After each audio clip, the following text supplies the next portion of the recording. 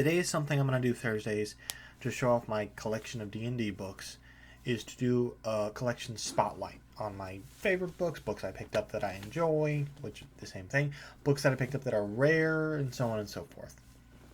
But to start off, my collection of D&D started with the physical 5th edition, as you can see right there. I own every book physically along with digitally. Not as I didn't spend like $1,000 all at once. It's it trickled in and it trickled in. It slowly became a collection. I would buy the books as they come out, every few months. So it's not like I spent the money on them obviously, but it's not like one day I went out and spent like $2,000. But I own all the books on D&D Beyond and physically, except I don't own some of the adventures on D&D Beyond, like Descent into Avernus, stuff like that. Like I own the popular ones, Curse of Strahd, Tyranny of Dragons. But enough of that. But today I'm going to talk about 3 of my most favorite books that I purchased.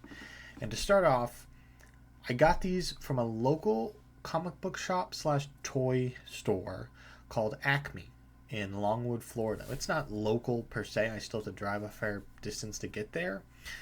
But I went in there not thinking about D&D. I went in with my parents because my dad was looking for G.I. Joes, old ones.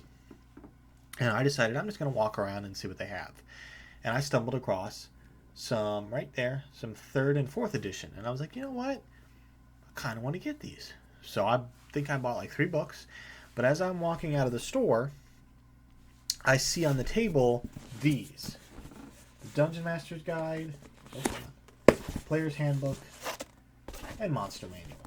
And I'm like, I need to get those. And the guy said, oh, they're not for sale yet. We just got them in. We have to go through, see how much they're going to be worth, what, quality they are. And I was like, I'll be back tomorrow. So the next day I come back and I'm going through the section of D&D books and I'm like, I don't see them. Maybe they didn't put them out. Did someone else get them? And I'm about to give up and I round the corner and at the front of the aisle are these 3. Just sitting there. Labeled for purchase, marked for purchase, and I bought them. I bought all 3 right off the bat, no hesitation. I was like, I want these. I've been looking for these because I had slowly started collecting. I would look on eBay, look on Etsy, and just look for books that I thought would be interesting. And I'm happy I bought them. And the condition's not amazing.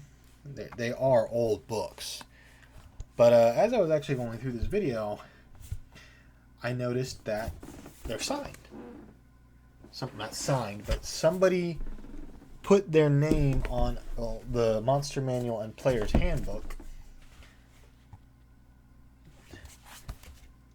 Right there. Douglas Thompson, and I believe the Monster Manual is... I don't know how to pronounce that. Ivanette L. Thompson. So somebody Thompson. So maybe it was a family thing, but somebody owned the reason.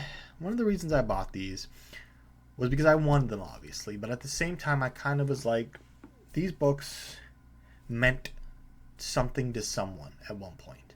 Someone bought these, treasured them, played games with them, made memories with them, and the last thing I want to do is see a book that someone loved just thrown away. So I don't know.